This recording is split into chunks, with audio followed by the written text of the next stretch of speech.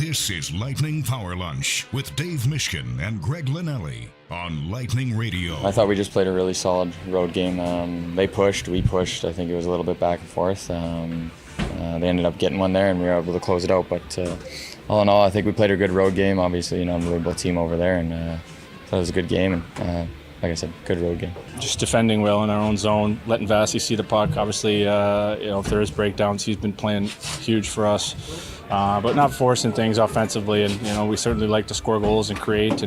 But we've got great buy-in defensively, and our offensive chances are coming from those good plays defensively, and that's what we want to keep doing. A lot of it's not for probably the reasons a lot of people think of the Tampa Bay Lightning as scoring a bunch of goals, but we're doing it with defense, and that's been the key for us in this little stretch, and couldn't be coming at a better time as we're going down the stretch here and trying to solidify a playoff spot. So hopefully we'll just keep this going. Was that the freight elevator at Amalie Arena that was playing in the background? That was not at Amalie Arena, though. That was I know. At Capital One Arena. But it's so loud, it sometimes goes to I can tell other you states. that where Coop did that press conference, I wasn't at that one. I was still in the press box, but that's right outside the Lightning locker room. There's no freight elevator near there. So I may have been one of those. Remember in Austin Powers, he was driving that thing and got stuck between the two walls. One of those machines, right? There you go. Makes the beep when it's backing up. I don't know if it was that, but there is Whatever a freight elevator. So I will tell you, in terms of slow elevators, I won't use the word bad. Slow elevators, people get frustrated at Amalie because the freight elevator is the only elevator that takes you directly to the press box. So you're riding that elevator with people who have no interest in going to the press box. Yeah. They're dealing with food and garbage. And I mean, what a freight elevator is for, right? So it's slow because it's stopping at different floors. Washington has a freight elevator. I think I've ridden that freight elevator once when the other elevator was inoperable. And that other elevator, to the best of my knowledge, is the only elevator that takes you from the event level to the press box. Got it. And that may be the slowest elevator in the NHL. Even though it's a regular elevator, that elevator and the freight elevator, though, neither one of those elevators is close to where the Lightning's locker room is. So I have no idea what that beeping was. I heard on the Daily Strike. It's a great show. Steve played that. Yeah, great show. Steve played that clip, and I heard the beeping, and I'm like, wait a minute. Is there something like I was actually going for a run here in Sunrise because the Lightning are staying in Sunrise, and I'm like, wait a minute, what is that beeping? I'm like, oh, that was on the clip. Yeah. And now we just heard it again. Anyway, we spent 3 minutes talking about the beeping and not the game. That's okay. We'll dive into it. You heard Hagel, McDonough, Cooper. Yeah, and as you can see if you're watching the video feed, I'm not at Amerant Bank Arena. I was there earlier today. Yeah. The Lightning had an earlier than usual morning skate, and I'm showing my age, Greg. Was it cold? It was like sub-zero. That's what it felt like in that arena. I was there for like an hour and a half. I'm like, I need to get outside, and I'm walking back to the hotel. I will do the show from the hotel. That's where fine. I'm not going to freeze my rear end off. And Doug Plagans will be joining us. They had an optional skate, the Panthers. I actually didn't see him this morning, but I'm not sure if he was there, but he's joining us at 12:30. We will Big talk trade about for the Panthers. They acquired Seth Jones. Yeah. Matthew Tkachuk out long term. We'll also talk about that and how people in Florida are feeling about that. That's something we can certainly discuss. But we can get into the Saturday game. Let's do that. Big win for the Lightning. And I want to kick it to you, but this is a theme that we've been talking about for a bit now. The Lightning are not only doing it offensively, timely scoring, but their defense and their goaltending has been really leading the way. And it's been fun to watch. You need that when you get to the playoffs. I'm going to give you all the cliches you can, but I think it's important to understand that the Lightning are actually doing it. They're doing it, and this is a very encouraging sign. I think if you're a Lightning fan, if you're a coach on the Lightning, seeing how your team is embracing this to a degree and giving yourself an opportunity to win the 2-1, 3-1 games on the road against a team like the Washington Capitals. We know about the scoring; it comes and goes, but defense and goaltending has been there, and the stats bear that out. But the eye test is bearing that out well too, partner. And it was an impressive win against the Caps. The way the Lightning are defending, I mean, I'm not sure they've defended better this year than they have during this stretch. I mean, they won 8 in a row now, 9-0-1 in the last 10. I wrote a column yesterday kind of spelling out how the Lightning have – this has been like a transformational segment. I mean, the 10-game segment is ending tonight. They'll play game 60, but the last 10, which started with the final game in the previous 10-game segment, which they won against Los Angeles, like going 9-0-1 and winning those 4 divisional games against teams, at least 2 of them that were right around the Lightning, has moved the Lightning from kind of in the muck to contending for first place. I mean, honestly, or at least enough of a gap between the top 3 teams in the Atlantic, because Toronto and Florida have also gotten hot. I mean, that's one reason why the Lightning haven't moved ahead of either one of them yet. And maybe they will, maybe they won't, but it hasn't happened in going 9-0-1 because the Leafs have won 5 in a row, and they've been on the road a lot, and the Panthers are 8-2 in their last 10. So all 3 of those teams have kind of pressed on the gas at the same time, and they've pulled away from the teams directly behind them in the conference and in the division. And for the Lightning, I think they've really done it by defending. It's not like they're really outscoring teams. It's not like they are generating in a lot of these games tons of scoring chances. They are predicating their game, and their priority is on limiting scoring chances. So I was surprised to see Alex Ovechkin had 16 shot attempts on Saturday. Interesting. Yeah, because, I mean, he scored. I remember a chance he had in the second period that may have actually been better than the chance in which he scored. The puck came right to him in the slot. He missed the net. So those were 2 of the 16 chances. But it wasn't like the Capitals and Ovechkin specifically tilted the ice at any point in that game. So let me start with, for the people that are really looking for something to nitpick, I will bring this up. The Lightning against the Capitals, and maybe in some of the games that we've seen recently, they've not generated a lot of scoring chances. This was a low shot, low chance, low attempt game for Tampa Bay, and they have been outshot in, I believe, 3 of the 4 games since we returned from the Four Nations face-off. I mean, they got the goal from Chafee on the power play. They got a really nice shot from Gage Gonsalves, and they got the empty netter. They only had 3 shots in the third period. 2 went in, including the empty netter.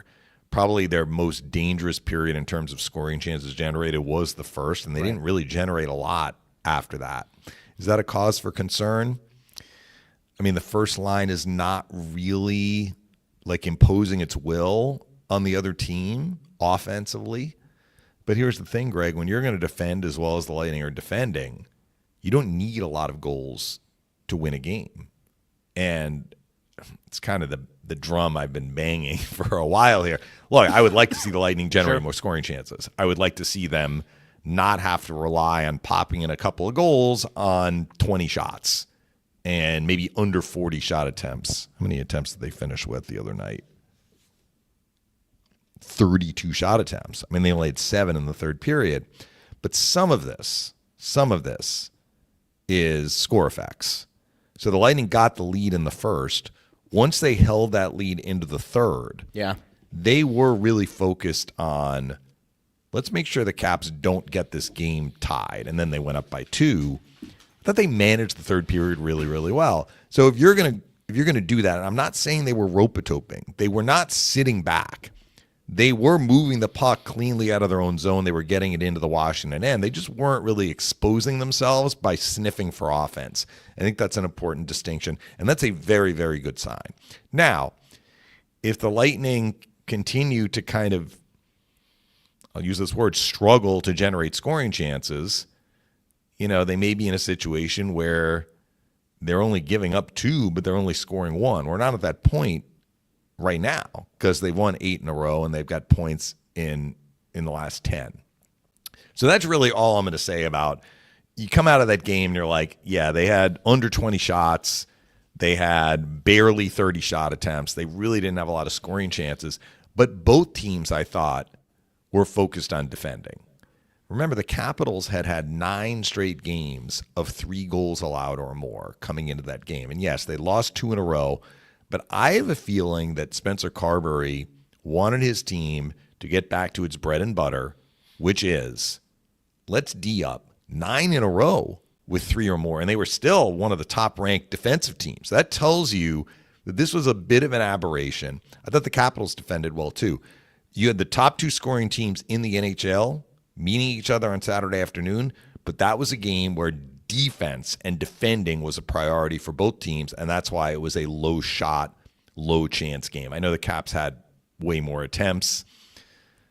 It didn't feel like they tilted the ice, though, Greg. So I give both teams high marks for how they defended. The difference in the game was the Lightning cashed in on a power play. The Capitals didn't, and the Lightning were able to play most of the game with the lead and force the Capitals to play catch-up.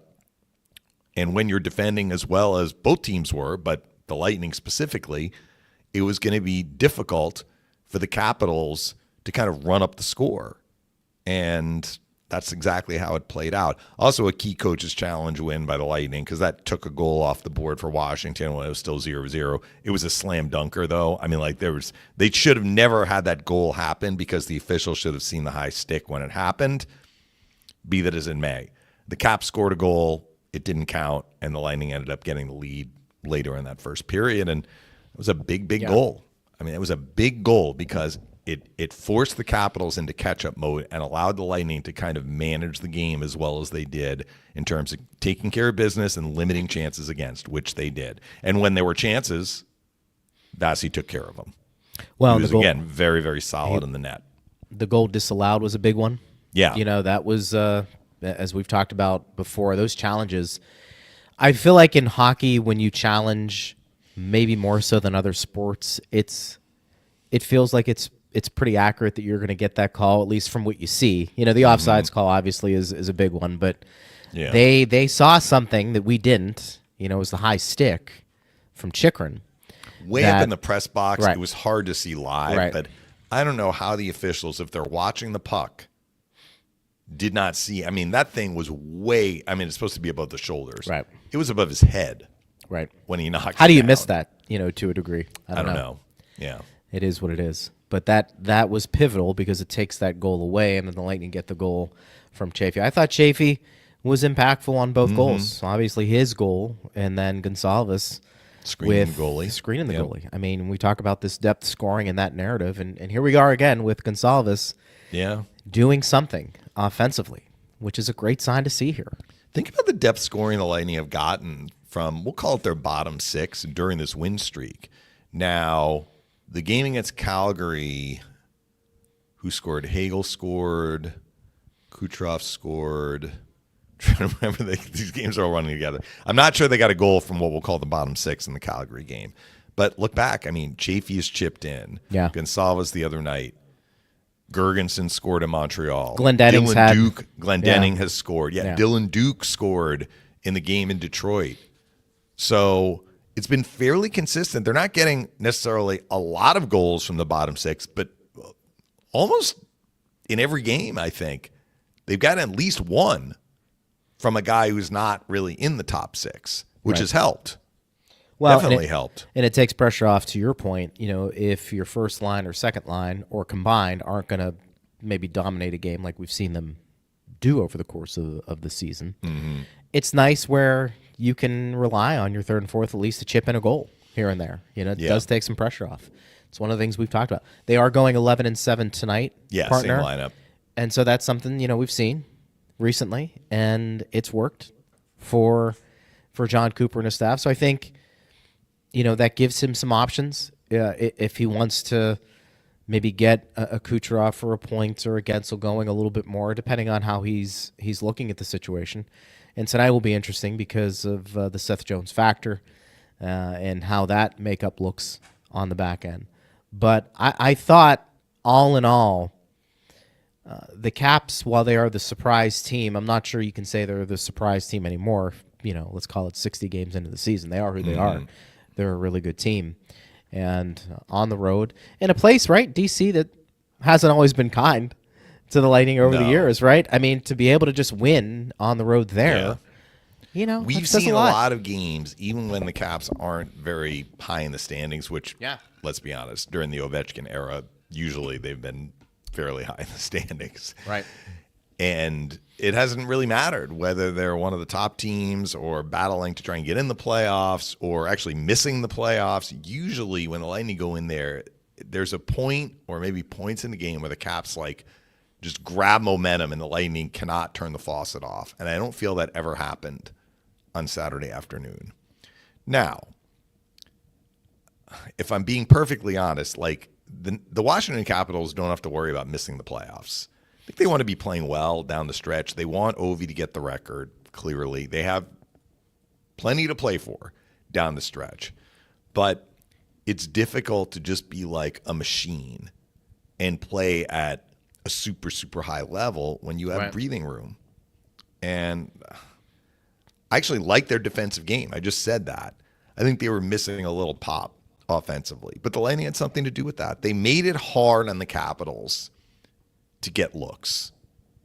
There were a few isolated looks. Protas had that kind of sort of breakaway. I mean, it wasn't like he was totally in the clear. That was in the third period. That might have been Vasi's toughest save and most important save. Protas went kind of backhand to forehand, but Vasi came out. He had no room by the time he was ready to shoot. There were a couple of others in the third period, like Carlson cut to the right circle. Carlson scored from farther out in the previous meeting at Amalie. It was a big, big goal. It answered the goal that Lindgren put into his own net. That was John Carlson, who scored. Lightning kind of let him get loose, and he wristed it in. He was actually closer on Saturday, but Vasi was square to the shot, and I'm not sure it was really a grade A scoring chance. And then off a face-off play, Connor McMichael. These are all in the third period. Connor McMichael got open at the right circle. But again, if we're grading scoring chances, they were looks. Right. Protas was the best of the three.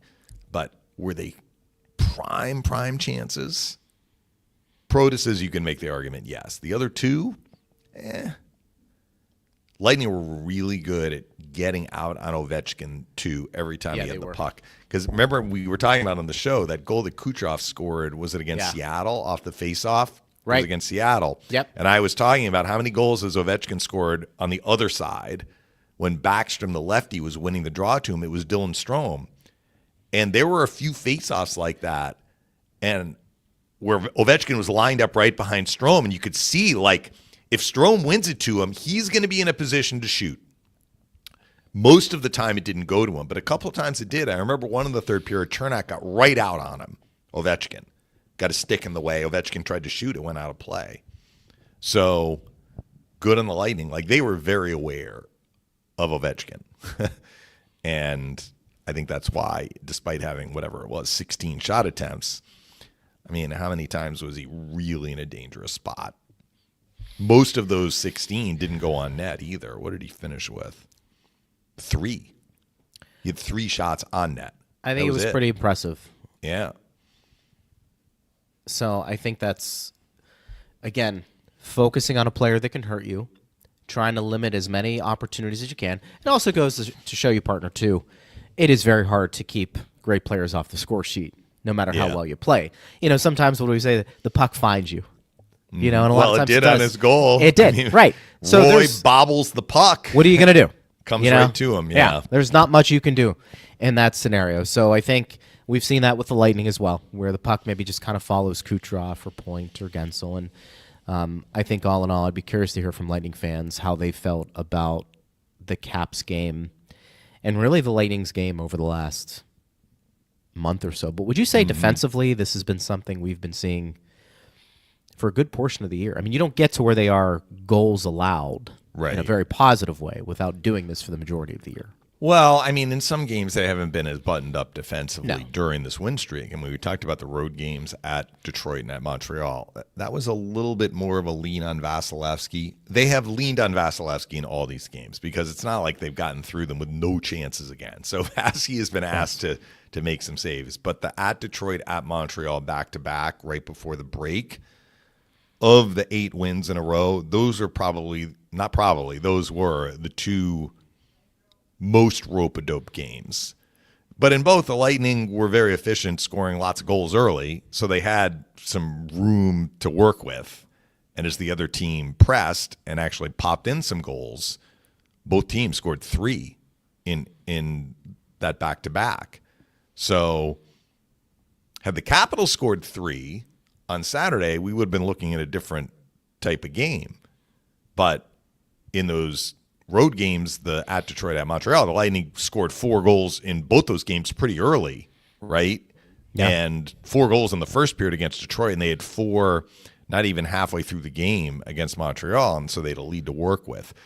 But if you look kind of at the overall trend line, I mean, for the year, the Lightning are 6th defensively, and they are a whisker away from 5th. And that 5-on-5 ratio that we've talked about a lot, I believe they're at 4th or 3rd now in the NHL. Very, very impressive. So they've done it all year, but I think they've done it at a very high level throughout much of the winning streak. Understanding there have been a couple of games where they've had to lean on their goaltender a little bit more. I think this just makes the case even more for Julian to do something at the trade deadline. Yeah, which is Friday, by the way. Which is Friday. So, we'll do the best we can to bring you that news, understanding that, it'll be past our show to a degree, because a lot of times these trades will start to come in even beyond the actual deadline, because teams are just finalizing some trades things. happen before the deadline, too. They do. We just talked we've about seen that. Seth Jones. Florida and Chicago. Huge. So we'll get into that for sure. But I think, the trade deadline can work one of two ways, of course, Dave. It can be for teams who are looking to acquire draft picks and assets because they feel like they are not in it. There are fewer teams like that with a cap today making deals before the trade deadline, especially because everybody is feeling like they have an opportunity to make the playoffs, and that is still the primary goal. But I think for teams like the Tampa Bay Lightning, and, look, maybe we saw that with the Florida Panthers to a degree here recently. If you've got a chance to add, you're doing it because you feel like you've got a really good chance to win and win it all. I mean, that's where I would be coming from the Lightning's perspective, because I think, to the Lightning's credit, they have showed Julien Brisebois that they are worthy enough for him to go out, hopefully, and help this team. Now, you'll hear players sometimes say, we feel confident with who we have in the locker room. We don't need to have anybody else come in here. We like this. But you also understand, too, that it's a sign the general manager can only impact what's on the ice so much to a degree. But one of the ways he can really give his team a boost is to arm them with as many weapons as possible. Because I remember Julian saying that was the year they didn't do anything. He's like, I'm not going to stand pat and just not give these guys the opportunity to go for it. And if I can make an impact, even the year where maybe it didn't work out, they won a cup, but maybe he didn't have the biggest impact that we thought was Savard. Remember? Right. The big defenseman who was probably the most coveted. Though. He did. He did have an impact. But early on, remember, it was kind of like he was trying to fit in, and it didn't look great. His role ended up being maybe a little different than what they envisioned for him. But it was the signal to the team, like, I'm going out and getting him. Yeah. And I think that's almost the mindset I think you would need to have if I'm looking at this Lightning team and thinking, man, they're showing me. They're buttoned up. And I know at times we've talked about their defense, but, honestly, I think you have to take a step back and say, look where they are. They're doing some really good things. And whether it's the depth scoring, whether it's adding more defense, whatever that is, I think Julian's going to do it. And it's funny. My dad talked to me the other day, and he said he was hearing something, I don't know what that means, in Pittsburgh, that Raquel to the Lightning would be something that is being explored potentially. And I said, well, he's got term, and he's got, about $4.5 million the next couple of years. Now, you do know the cap's going up, and so you have to keep that in consideration. But I'm like, man, would Raquel be somebody that would move the needle for this team when you start talking about, he had 2 goals again yesterday against Toronto. Yes. He can finish, is pretty skilled guy. These are things that are going to be coming in the rumor mill. But it's going to be fun to listen to what some of these things end up doing and occurring, and then obviously we're going to be here to talk about it. But it's not going to slow down.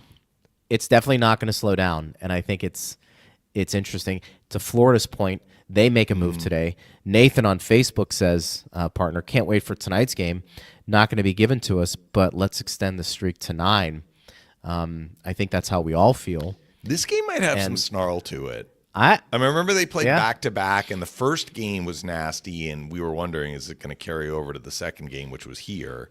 Yep. The road team has won the first 2, and it really didn't. I mean, the Lightning won 4-0. It was less nasty than the first game, but they haven't seen each other for a little bit, right?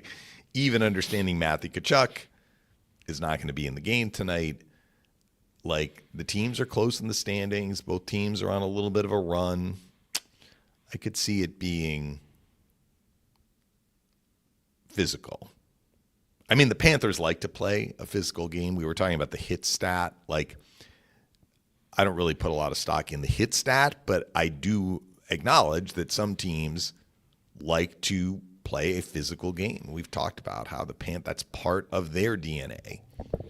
They want to make you feel like you have been in a rough game when you come out of a game against the Panthers. And sometimes that can lead to tempers flaring. We'll see. Hard to predict these things, but let me put it this way. I wouldn't be surprised if this game had a little snarl to it. Yeah, and I think to your point where the teams are in the standings, how late it is, I think brings that intensity to a new level. The next time they meet, it's game 81 for the Lightning and game 82 for the Panthers. So that game may not. It may not mean anything. It right? may not. Yeah, like the Panthers may just be like, we're locked into wherever we're locked in, and we just want to get through this game with nothing funky happening. I mean, we'll see. That's all the way in April, but don't want to take that unnecessary. unnecessary. A little different. I mean, there's what a 3-point gap between the teams. Yeah, I mean, the Lightning have 2 games in hand, right? Yeah. I mean, look, we've talked about this year being maybe a little bit different with wanting to place or finish first in the standings if you can, knowing that number 2, number 3 matchup is going to be a bear. You would think, if it holds true that it's these 3 teams that we're discussing. Yeah. You know, a combination of Florida, Toronto, and Tampa Bay.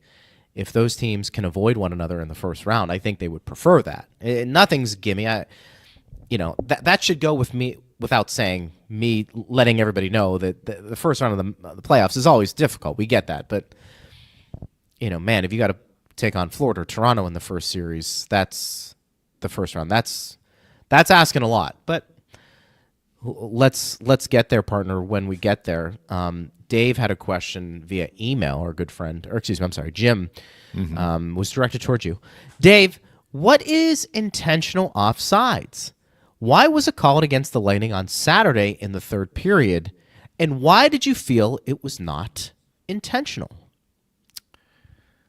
I kind of remember that call, but I don't remember the call. Like I remember being annoyed that they called it. I don't remember exactly why I was annoyed, but generally the linesman will call offside. They have the option of calling an intentional offside, which is not a neutral zone faceoff. It's a faceoff back in the offending team's defensive zone if they feel it's intentional. So he asks, what is intentional?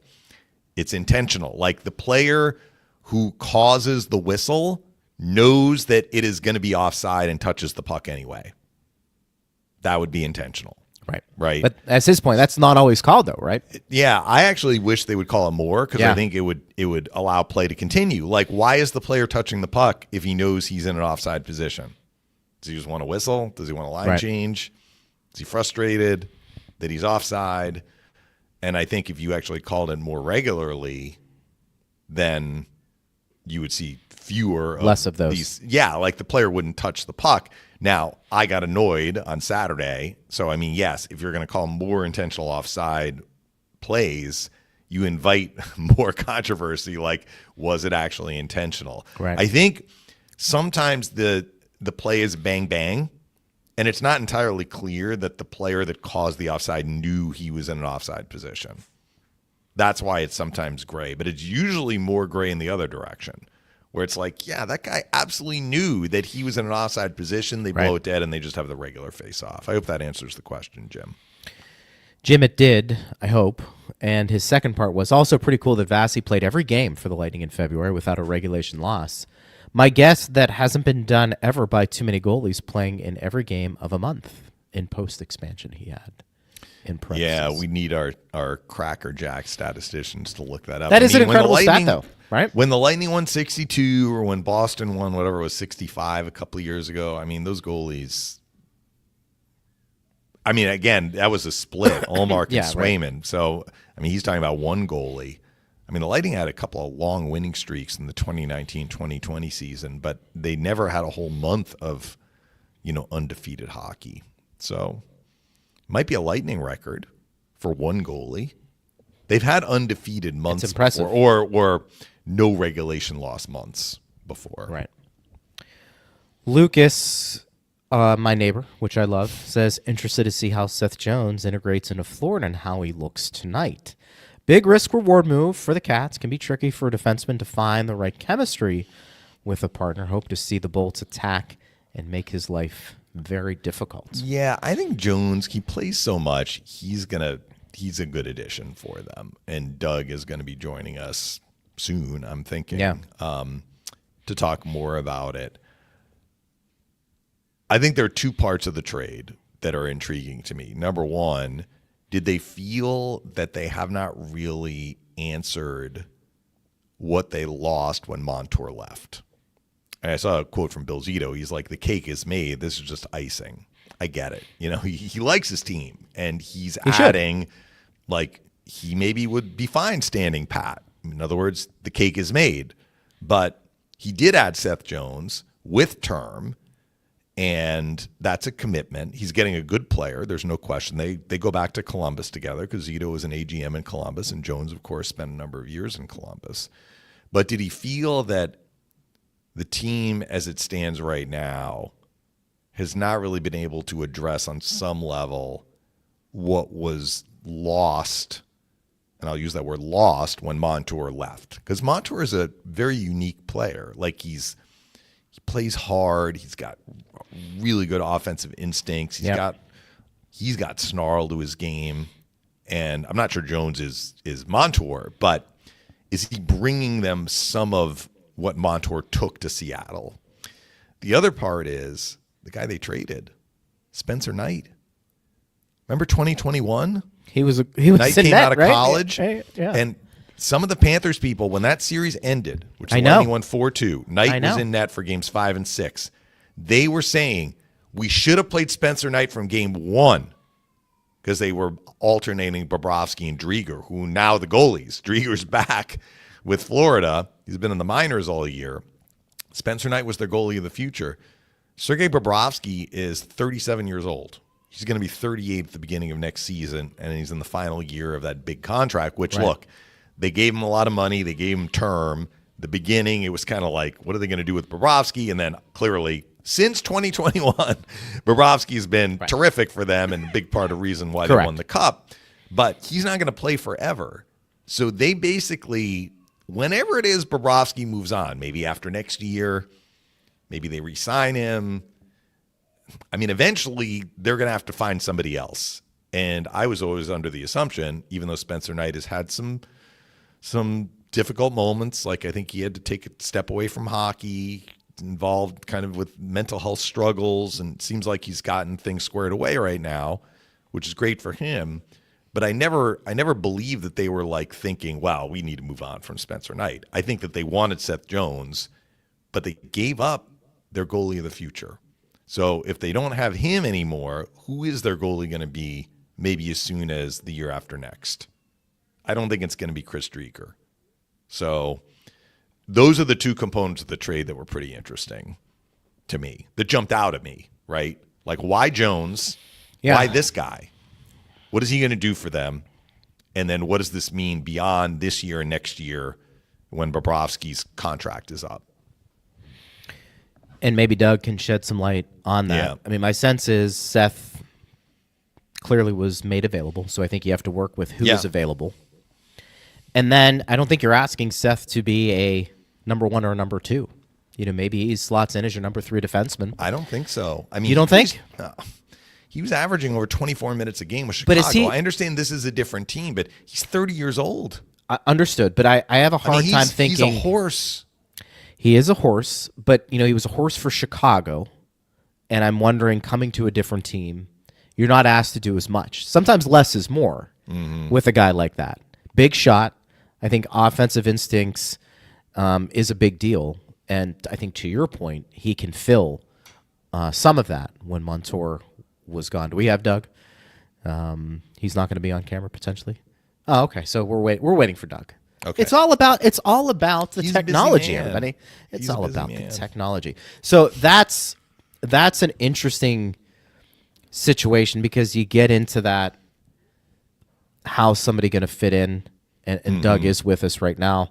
We'll get into Matthew Tkachuk as well, but Doug, it's good to be with you here as we get set for another big game between Tampa Bay and Florida. Mish and I were talking about the big trade that just went down. Just your initial thoughts, and what are the pros, obviously, of bringing in a guy like Jones coming in and really helping that back end out?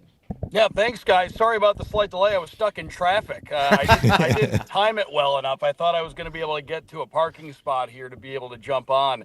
But so apologies for my tardiness. As far as the trade goes, as soon as I heard it, I was pumped. I would do it every single time. And that's no slight on Spencer Knight or anything like that. It's just the fact that when you have the ability to plug in a right shot defenseman with term who can play big minutes, who you figure is going to be rebooted or rejuvenated, I'd imagine, stepping in and playing for a contender here. We talked to him this morning. He is extremely excited to get this thing going with the Panthers. It's an opportunity that, well, when you have a chance to get a guy like Seth Jones, you go out and get him. And the Panthers were able to make that happen, and it suddenly makes them really strong on the back end. I think they liked their defense as it was, but now you're talking about a lot of depth on the back end, and a team that is a contender, that figures to be a contender for the next number of years. And now you plug a guy like Seth Jones in with term, and he's locked up through, I think, 29-30 it is. So he's going to be a part of this core moving forward with Tkachuk, with Barkov, with Forsling, with Reinhart, Verhaeghe, Anton Lundell. It's a pretty solid core of players that are going to be together now for a number of years to come. How much have the Panthers missed Brandon Montour and what he brought to their lineup? And how much will Jones, they're not the same player, I understand that, but how much will Jones kind of slot in and do maybe some of the things that Montour did for this team? So I think he certainly stepping in tonight, looks like he's going to play tonight with Nico Mikkola on the second pair, and that is the spot that Brandon Montour played quite a bit going back to last season. So that's looks like where he could slot at least to start. I think, just going back big picture, I think, and it's no slight on any of the guys that were here, those guys are going to be a part of South Florida sports lore and Panthers lore for a long time to come, but, well, really forever. They were part of the first Stanley Cup team in franchise history. I thought way too much was made of who went elsewhere after last season, and not enough was made of the continuity that the Panthers brought into this year, with a good chunk of their D from last year still there. Their 8 leading scorers still there from last year. Sergei Bobrovsky's still the goalie that's going to get a lion's share of the starts. Paul Maurice is still the head coach. Bill Zito's still the GM. I think for a team in a salary cap era that's had some sustained success these last few years, the Panthers returned a pretty extraordinary amount of guys from last year's team to this year's team. Naturally, you're going to lose some players. Opportunities are going to come up elsewhere. Pay raises are going to come available elsewhere, and they did lose some guys for that reason. But I thought that what Bill Zito was able to do in the offseason to go out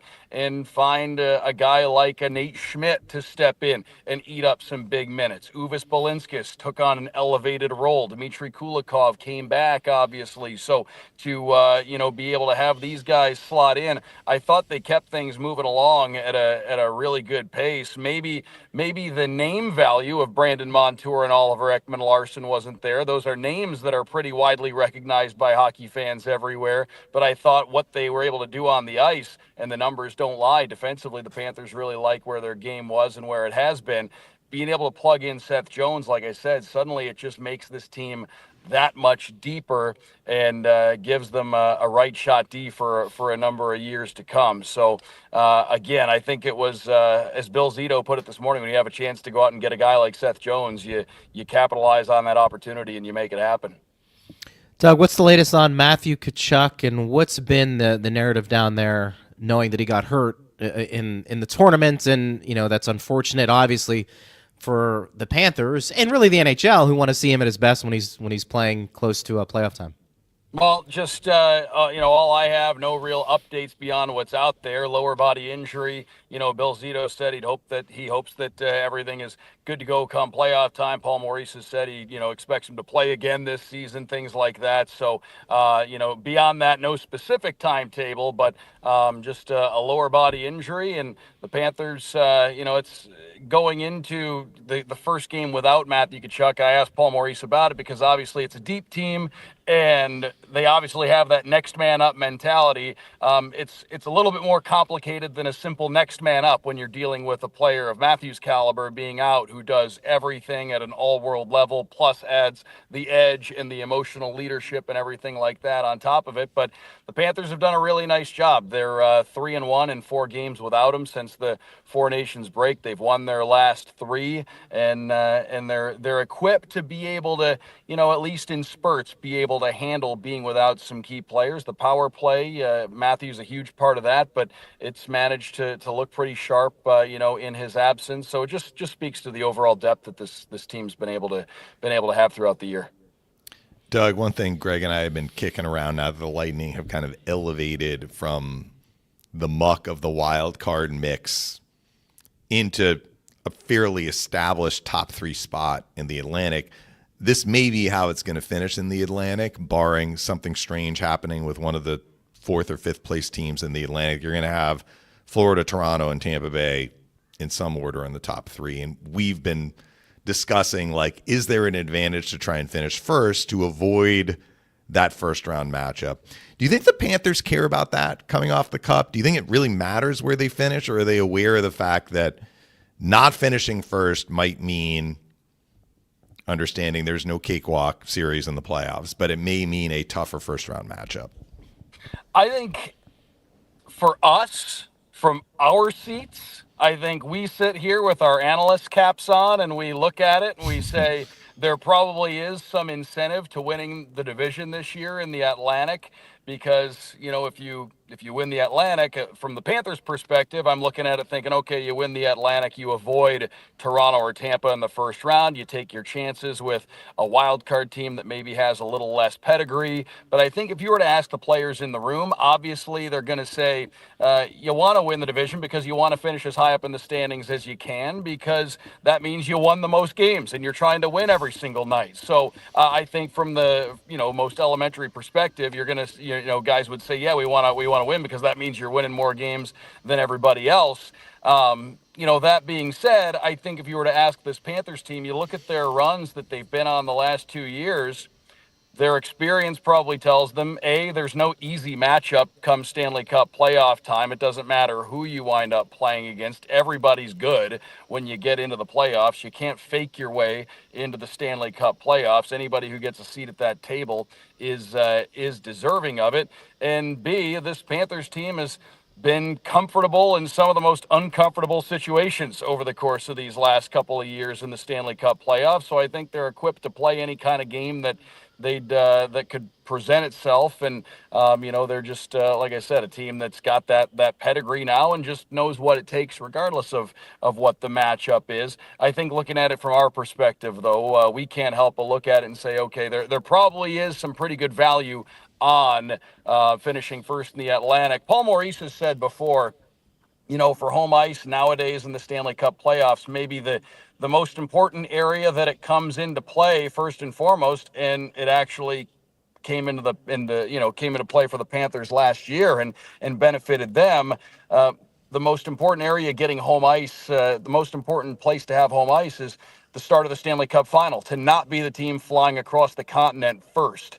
And of course, with a series like the Panthers had against Edmonton last year, I think it benefited them to not be the first team to have to get on the plane and fly multiple time zones across the continent. So I think that's the main reason you want to finish with the best record possible, so that in the event you wind up in the Cup final, having home ice there and then being home for Game 7 as well, that certainly benefited the Panthers last year. I think that's the biggest area that it comes into play. But beyond that, I think if you were to ask the guys in the room, they'd be ready to play any matchup that would present itself. Doug, last question for me. What do we anticipate tonight? A little snarl to this game, maybe a little bit more than what we've seen earlier this year?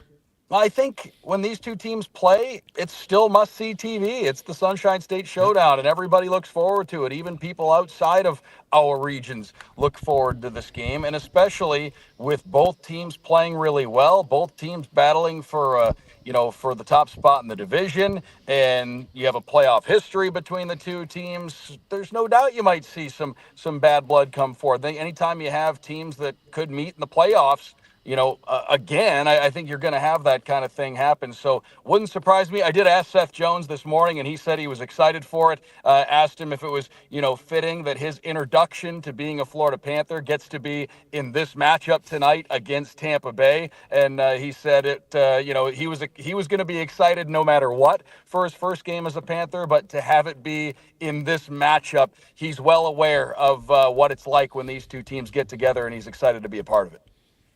Should be a lot of fun. Doug, as always, we appreciate you taking the time to break it down, even though there's a lot of traffic going on. Go figure here in Florida. Thank you for pulling off the road too, Doug, rather than trying to drive and talk. I'm in a business park. I've lived in Sunrise for the better part of a decade, and I've never been in this parking lot before. So this is really exciting for me. It's a first. Yep. All right, Doug. Thank you, sir. Appreciate it. Thanks, Doug. Thanks for coming on.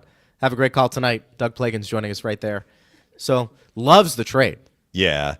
We didn't ask him about Spencer Knight, but he didn't seem too broken up about. Well, I mean, you heard what he said. And maybe he'd make that 100 times. we're focused on today and this spring, and we trust Bill Zito to go find a goalie if he needs to. I mean, that's kind of don't you think that's a little bit of the mentality the Lightning have taken over the last decade? I mean, we'll worry about next year. That goaltending position, though, is very important. It is. That's the only reason. Maybe they felt that Knight was not going to be the guy that they thought he could have been. Because how often have you and I discussed, you just don't see goaltenders traded that much at the trade deadline. I mean, heck, we had people talking about Johansson being dealt, and we were kind of like, well, I mean, okay, but do you really want to do that? Though. Chicago clearly wanted him, and maybe Chicago's like, he is going to be our goalie of the future, but we're in sell mode. So we're ready to move on from Seth Jones, and he had a lot of term left. Yeah. And there was a reason why Chicago brought in Seth Jones. They are a mess right now, though. They are, as an organization, the Blackhawks. Sure. They have Bedard. They haven't really been able to take any steps forward with Bedard. I know the first year is tricky. First year was not great for the Penguins with Crosby, with the Caps with Ovechkin. Right. With the Lightning with Stamkos. I mean, you get these high picks. Sure. You want to build, though. Even if the first year is tough, you want to be moving in the right direction. And the Hawks haven't done that. So they're just like, and Seth Jones, I guess, had a pretty spicy response after they lost a game to Utah in overtime recently. And he's like, we're in the same spot we were at the start of the year. It was frustrated. So, I mean, they're not in the business of doing any favors for Seth Jones. I don't think they were like, Seth, we understand you're not happy here. We're going to trade you to a contender. To give you a chance to go on a deep playoff run and win a cup. Right. They're in it for them. But they're like, this guy doesn't really want to be here anymore. We need to let's get him out of here. We need to erase the dry erase board again, which is not what you want to do. But they're like, let's start with Spencer Knight. They have a first-round pick as a result. It's conditional. So it'll either be next year or the year after. I can't remember exactly what the condition is. That's a good return, though. That's a good return. It's not about, but what are you doing with it? This is what we talked about with the Hagel trade. That is correct. They had these first-round picks, and I mean, I guess we'll wait and see. But for Seth Jones, he's like, yes, thank you. I'm back with a team that, I mean, it may be the best team that he has ever been on. I mean, his early years in Nashville, they were a playoff team, but I don't know that they were. Was he on that 2017 team that finished first in the? I'm sorry, 2018. They finished first in the conference. Can't remember if he was in Columbus at that point. I think he might have been. And he had the 2 years with Columbus where they played the Lightning, beat them once, and then lost to the Bruins in round 2, and then lost to the Lightning in the bubble. And he hasn't made the playoffs since. So I'm not surprised that he's pumped. Doug was funny. He said, people made more about the players that left the Panthers rather than the players who returned. I'm not disagreeing with it. Like, Bill Zito did a good job to bring much of the band back. That's not always easy to do. And they've got room under the cap next year to be able to add a Seth Jones. All of that is absolutely true. But they did lose Montour. Look at how valuable this guy was to their team last year. Look at their team stats this year. They are nowhere near as good defensively this year as they were last year. And it may not only be Montour, like we talked about, kind of coming back with the same drive after you win the cup. Maybe Bobrovsky hasn't been quite as sharp from beginning to end to this point in the regular season. I'm not saying that, well, Brandon Montour's not on the team anymore and that's why they got worse defensively. I'm not saying that. But he was a really important part of their team last year, and you pull a guy like that out. I'm not including him in the same category as a Lomberg, who, look, Lomberg played good hockey for the Panthers, but he was a fourth-line guy who was in and out of the lineup. He's now in Calgary. I think a guy like that, like you can find other players like that. I think they may miss Stenlund, though, based on how good he was on faceoffs and how good of a penalty killer he was. And their penalty kill's under 80% right now. That one may be a little tougher. But to me, there is no question of the guys who left last year, after last year, Montour is the biggest piece. A top 4 right-handed defenseman, played big minutes, number 1 power play guy. What's Seth Jones going to be for them? Yeah. Right-handed shot. I do think big minutes. He's playing with Montour's former partner. Ekblad's been the number 1 guy in the power play. They have 4 forwards and 1 defenseman. Ekblad's been the guy for much of the year, I think. Let's use first over the boards. Maybe not tonight, maybe not in his first game, but mark my words, Greg, before long, I bet Seth Jones is going to be You think he'll be that guy there? Yeah. With Florida. He's got a big shot. There's no doubt about that. Basil says, in years past, I thought the Caps hurt themselves by constantly trying to feed Ovi for shots. This year, it seems like they have a much more fluid attack that gets pucks to Ovi more organically. I think this is a big part of their success this year. I don't see the Caps enough to know. I mean, Ovi had a pretty good year last year. He had a terrible first half. He was in single digits, right? And then he had a good second half. The Caps have scored more this year. Is it organic? I mean, just spitballing. I think they have the puck more, number 1. Number 2, they are not just getting scoring from Ovechkin. They're getting scoring from other guys, and some of them are playing with Ovechkin. I mean, Protas, McMichael, and Wilson are all over 20 goals. Protas was playing with Ovechkin for at least a portion of Saturday's game. So if other guys are filling the net, that's going to open up some opportunities for Ovechkin too, right? So I just think that they've had a good year. They've had the puck a lot. They've defended well. Their power play's been good. They've been up in games. So the other team has pulled the goalie, right? So Ovi's got, I think he's got 7 of his 31 goals have been empty netters, and those count. It's kind of hard to score 7 empty netters if you're not up in so many games, right? So I think it's a combination of a variety of things, but the fan may be right that they're not going out of their way to look for him. I kind of felt they did on the power play. And that makes sense. I can understand that. Yeah, that makes I can sense. understand that. That's his bread and butter. Basil says also, I love it when you have the broadcasters on from the teams before a game. Their insights about the opponent make the game more enjoyable. Was wondering if Dave goes on other podcasts as the broadcaster for the other team. Never. It's a one-way street with me, Basil. No, I'm kidding. If I'm asked, I've actually been on the Panthers have a Saturday show. Actually, I don't even know if they still do it. It was Saturday morning. And whenever the Lightning play the Panthers on a Saturday, and I felt like it happened a lot, Doug would often ask me to come on the show. So I have been on their show quite a bit. for other teams, it's not always. So what we have is a little unusual, Greg. And like I just mentioned, Doug had a Panthers show that was on their flagship on a Saturday morning. We are kind of representing the team, though. We aren't with a radio station. So if I'm going on another team's, if I'm going on for an interview in another team's market, is usually with the radio station. It's not necessarily with the broadcaster. I don't know how many teams have their own station. Steve would be able to answer that, but it's got to be under 10 still. I want to say the Caps do, have right? one. Yeah. Caps and have I've been one. on that one before. Yeah, with Ben Raby, I think, is the host there for sure. I can just tell you. Caps Sharks, that's it. I know. And I have not been on the Sharks. You've done this remember too. Being on the Sharks. I'll hop on like Sirius XM when they ask. Yeah. But that's not. And like if we're playing broadcast. Toronto, I might go on Sirius, and they're often based in Toronto or a Toronto radio station. Edmonton is always asking. Like sometimes they can't do it, but there are some stations in Edmonton. When the Lightning play the Oilers, especially in Edmonton, I'm often asked to come on that show. We're happy to do it. Yeah. Look, I mean, broadcasters are pretty easygoing, and we're catching them usually. I mean, Doug was a little different. He was driving. Yeah, so right. The timing wasn't as great, but especially when we're at Amalie, usually the broadcaster's right there. Jared just goes and grabs them from the hallway. Bring them in. And they can, now so many of the teams stay close that, they're not missing the bus. They can just walk to the hotel once they're done with us. Playoffs are fun to have them on throughout the series too, because you can kind of get really into it a little bit with the series and how things are transpiring. So, very good question. Al says, Washington is a big physical team made for the playoffs.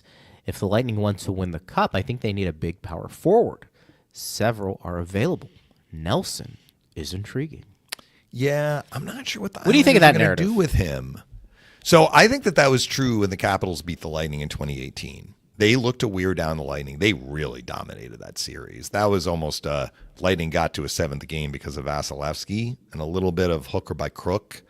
They won the middle three games in the series, but were kind of outplayed in all three of those games at points. I remember I was telling you, like, the Caps just got on a wave and dominated for long stretches. I remember games 3 and 4 had that, which the Lightning won in Washington, and then they were outplayed in game 5. At Amalie, they just got a lead early and held on. Then they lost game 6 and 7. I remember the talk coming out of that series was the Lightning needed to be ready to match what the Caps were going to do physically. This year's team, I'm not certain that they play quite the same way. To me, a more bruising team is actually the team the Lightning are seeing tonight, Florida. I'm not disputing what Al is saying, that they are a big team. I mean, they have some bigger guys. But I thought, at least what we saw the other night or the other day, they were very, very positionally sound. I really like how Spencer Carberry has them playing, and I noted that when the Lightning beat the Caps 3-0 in the first meeting. I don't know if you remember, Greg. I remember coming on the show the next day, be like, I like the Caps. Like, they just lost the game 3-0. I'm like, I like their decor. I like how buttoned up they are. I think the Lightning got outshot like 32-21 in that game. I mean, the Caps, they were kind of carrying things, even though they ended up losing the game. And clearly they've carried that right forward. But when you get into a playoff series, often it does become more physical, and we'll see how they manage that. Appreciate that question, Al. I know you're going to be paying attention to the trade deadline, and of course, we will keep you up to date on what the Lightning and the league do leading up to the deadline, and then after, of course, we'll recap everything. But before we get there, we've got a game tonight, and it's going to be a fun one. 7 o'clock means pregame is at 6:30. Partner, I will talk to you a little closer to the puck dropping. We'll do our little back and forth, and then should be a pretty impactful game for both sides, and then we'll recap it tomorrow, because we've got a game tomorrow back too. To back. Back-to-back. Vasi's in net tonight, so look for Johansson to get the start tomorrow against Columbus. Should be a good one too. So that'll be a lot of fun. Partner, great job as always. I'll talk to you tonight. Thanks to all who listened. Thanks to Doug Plagans as well. Thanks to Steve Ersnick and Jared Johnson. I'm Greg Linnelli. You've been listening to Power Lunch right here on Lightning Radio.